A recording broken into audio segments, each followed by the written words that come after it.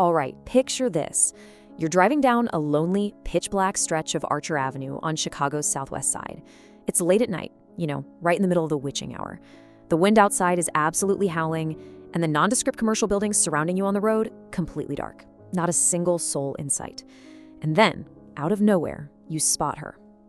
Welcome to This Explainer. Today, we are going to dissect a story that is practically guaranteed to send a serious shiver down your spine. We're taking a really close look at the legend of Resurrection Mary. She is, without a doubt, arguably Chicago's most famous and most terrifying ghost. Over the course of This Explainer, we are going to break down these terrifying late-night encounters, we'll investigate the real history of the area, and eventually, we are going to pull back the curtain to reveal the absolute truth behind this 85-year-old mystery. So, grab a blanket, turn the lights down low, and let's dive right into this. So, I really want you to put yourself in the scenario we just set up. Honestly ask yourself, would you pick up a vanishing ghost? Because the story, well, it always starts the exact same way. You're driving in the dead of night, you're probably tired, and suddenly you see a young, beautiful woman with blonde hair. She's dressed in this glowing white ball gown, just standing there on the side of the road. Sometimes it's pouring rain, sometimes it's literally snowing. But here's the crazy part, she is never wearing a coat. So, being a good Samaritan, right? You pull over, you roll down your window, and you offer her a ride out of the cold. She climbs into your back seat, she gives you some pretty vague directions to take her down Archer Avenue, and then, while your car is still physically moving, she completely vanishes, just gone, thin air. You look in the rearview mirror and the seat is completely empty, but sometimes the fabric is still warm and the air inside your car turns ice cold. And listen, this isn't just some made-up campfire story you tell to scare kids. This exact terrifying sequence of events has been reported by dozens of totally normal, deeply terrified motorists in the Chicago area. Now, what's genuinely fascinating to me about this is how remarkably consistent the legend remains across all these different accounts. Let's break down the core ingredients that make up the Resurrection Mary myth. It's almost like a recipe for a nightmare. First, you've got the setting, Archer Avenue on a dark, incredibly lonely night. Second, there's the apparition herself, always a blonde woman, always in a white, old-fashioned ball gown or a fancy party dress. Third is the interaction, a simple, polite request for a ride home. Fourth, her demeanor in the car. It's always described as this silent, profoundly unsettling presence in the backseat. Like she's there, but she's not really there. And finally, the terrifying climax. A sudden, inexplicable disappearance the exact moment the car approaches the sprawling, heavy iron gates of Resurrection Cemetery. These 5 core elements, they've haunted the Chicago area for over 8.5 decades. They're so deeply embedded into the local culture that they've spawned countless songs, midnight tours, and for sure, plenty of sleepless nights for anyone driving through the Southwest Side. Where I'm going, you can't follow. I mean, wow, just hearing that gives me goosebumps. This chilling warning comes from the very first widely recognized encounter with Mary. It was reported by a man named Jerry Pellis way back in 1939. And Jerry's story is a little different because he wasn't just driving by. He was actually at a dance hall called Liberty Grove. He claimed he met this beautiful, quiet blonde girl in a fancy white dress, and they danced together all night. He even said he kissed her. But the detail that always sticks out to people, the thing he couldn't stop talking about, was that he noted her hands were as cold as ice, literally, the touch of a corpse. So when the night ended, she asked for a ride down Archer Road, and as they reached Resurrection Cemetery, she suddenly demanded to be let out of the car. When Jerry, being a gentleman, asked to walk her home or make sure she got to her door safely, she stopped, gave him this exact eerie quote, turned toward those massive cemetery gates, and vanished right before his very eyes. But see, Jerry's story doesn't just end at the cemetery gates. Oh no, it gets so much worse. The very next day, still completely shaken by what happened, Jerry decided to visit the address on South Damon Avenue that Mary had given him earlier in the evening. He knocks on the door, and an older woman answers. Jerry politely asks for Mary, and the woman just looks at him and says no one by that name lives there. Standard mix-up, right? But then, looking over the woman's shoulder into the house, Jerry spots a framed photograph sitting in the living room. He points right at it and says, "That's her. That's the exact same girl I was dancing with last night." The older woman replied that it was completely impossible. Why? Because the girl in that picture was her daughter, and her daughter had died in a horrific car accident exactly 5 years earlier. In that moment, Jerry realized with absolute soul-crushing horror that he had just spent his entire evening dancing with a 5-year-old corpse. Now, you might be thinking, okay, that's just one guy in the 1930s, but the absolutely crucial point here is that Jerry wasn't alone. Not even close. Consider this massive history of chilling sightings. Fast forward to 1979. A cab driver named Ralph picked up a blonde in a white dress. She just stared blankly out the window and mumbled, "The snow came earlier this year," before vanishing from the backseat without the car doors ever once opening. Then, in 1980, a married couple was driving past the cemetery and saw a glowing girl walking slowly along the fence. When the husband looked closely at her face to see if she needed help, he saw a terrifying black void. Literally absolutely no facial features, just emptiness.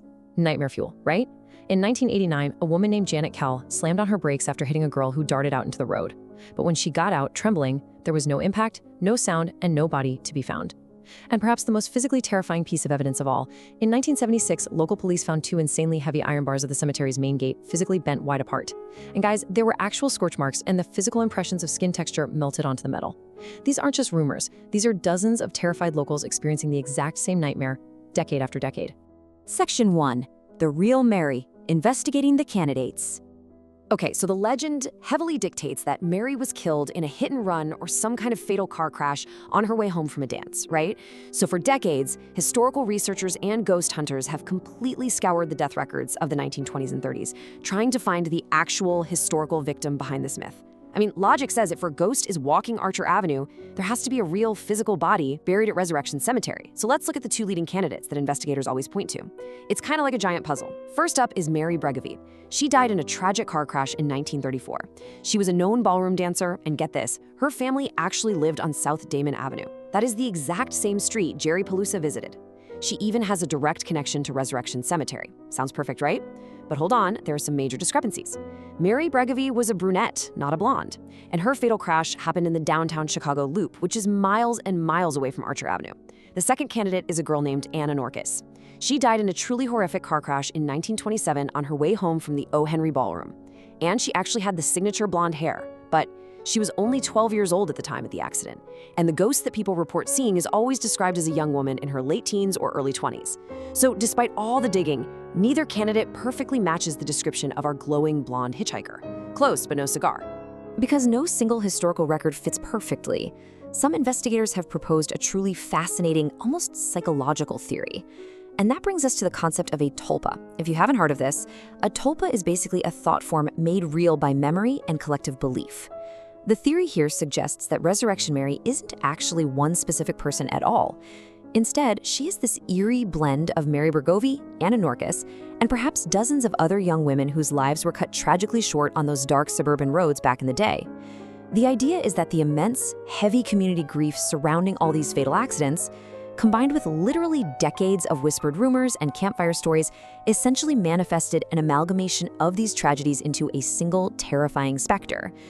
Basically, the community's collective trauma birthed a ghost that now permanently haunts the consciousness of Chicago. It's a wildly spooky thought, isn't it? Section 2. The Rug Pull. Debunking the Myth. All right, we've talked about the ice-cold hands, the bent cemetery gates, the faceless voids, and the tragic historical deaths. But right now, we are stepping out of the spooky shadows of the paranormal, and we are walking straight into the harsh, illuminating light of academic folklore studies. So brace yourselves, because we are about to have the myth of Resurrection Mary completely, definitively debunked.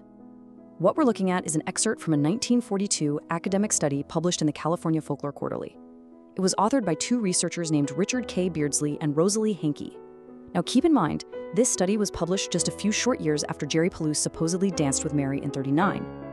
Beardsley and Hankey dedicated their time to tracking down urban legends, and what they proved, unequivocally and with hard data, is that this exact story, a young girl in a thin white evening gown picked up in the rain, who subsequently vanishes from the backseat of a moving car, was happening simultaneously all over America.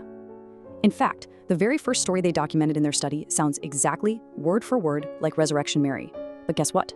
It didn't take place in Chicago. It took place in San Francisco. These academics didn't just find a few similarities. They perfectly mapped out this entire phenomenon.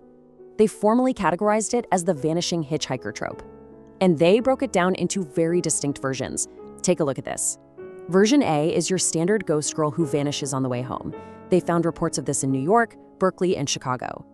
Version B features an old woman who actually prophesies some sort of disaster before vanishing, seen mostly in Iowa and Illinois. Version D is literally a Hawaiian goddess. I mean, talk about variety. But I really want you to look at version C, the ghost girl met at a dance hall. Does that sound familiar? The academics showed, beyond a shadow of a doubt, that Chicago's beloved, terrifying Resurrection Mary is literally just a textbook version C vanishing hitchhiker. Nothing more, nothing less. Let's really drill down into this for a second. The researchers specifically note that this version C variation involves a young man meeting a beautiful girl dressed in white at a dance, offering her a ride, and having her mysteriously disappear before they ever reach her front door. And then, when the young man investigates the next day, he finds out she's been dead for years. Guys, this matches Jerry Pallas's exact 1939 encounter beat for beat. It is identical. But the kicker? The study documents this exact narrative, down to the finest details, happening in Salt Lake City, Utah, and Los Angeles, California, during the exact same time period. So what we are actually seeing here is a massive cultural phenomenon spanning the entire United States. Long before Reddit, long before TikTok or Facebook, from Ossining, New York to Fort Worth, Texas, all the way to Berkeley, California, people were telling the exact same narrative. A driver picks up a girl in a white dress on a dark, lonely road. She sits quietly in the back seat. She vanishes into thin air without the car door ever opening. The panicked driver goes to her home address, only to meet a grieving mother who calmly explains her daughter died years ago on that exact spot. The reality is, it wasn't a real ghost haunting Chicago. It was quite literally a viral urban legend spreading from coast to coast, town to town, entirely by word of mouth. And to prove just how adaptable and fluid this folklore is, let's look at the local variations right in Chicago's own backyard. We all know the Resurrection Mary profile by now. White dress, blonde hair, haunts Archer Avenue, vanishes at Resurrection Cemetery. But did you know that just 8 miles north in the suburbs, there was another wildly popular, wildly reported ghost? They called her the Flapper Ghost. And look at how the details shift. Instead of a classic white dress, she wore a 1920s flapper outfit. Instead of blonde hair, she had brown hair. She haunted Des Plaines Avenue instead of Archer, and she vanished at Waldheim Cemetery instead of Resurrection. It perfectly proves that communities don't actually have unique, geographically bound ghosts. We humans just take this global vanishing hitchhiker trope and we adapt it. We paste our own local landmarks, our own street names, and our own local cemeteries over the framework to make it feel close to home. So naturally, you have to ask, how far back does this rabbit hole really go? Let's trace the evolution of this global myth. Spoiler alert, it didn't start with Model T Fords in the 1930s. The true origin can actually be traced back over 400 years to the 1600s. A Swedish priest recorded a bizarre tale of a mysterious maid who asked for a ride from passing farmers. She drank from their jug, prophesied the future, and then completely vanished into the ether. As human society modernized, so did the myth. By the 1920s, the rise of the automobile and tragic real-life car crashes sparked new, modernized rumors. By the 1930s, swing-era dancers were the ones reporting these ghostly hitchhikers. And finally, by 1942, the legend was formally categorized by academics as a standard piece of folklore. Ancient myths don't die, they simply evolve to feature modern cars instead of horse-drawn wagons. So, considering all this evidence, what is the ultimate takeaway from this explainer? The hard truth is, Resurrection Mary is not a ghost. She is a dime a dozen cultural trope. Now, don't get me wrong, while the stories of ice-cold hands, bent cemetery bars, and terrifying faceless voids are incredibly chilling, the hard academic evidence definitively proves that she is a widespread folkloric myth.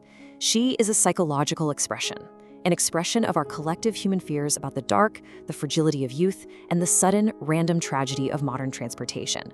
She's just been cleverly repackaged and localized for the dark, snowy streets of Chicago. But I do want to leave you with one final lingering thought. You've seen the data, you know the folklore studies inside and out now.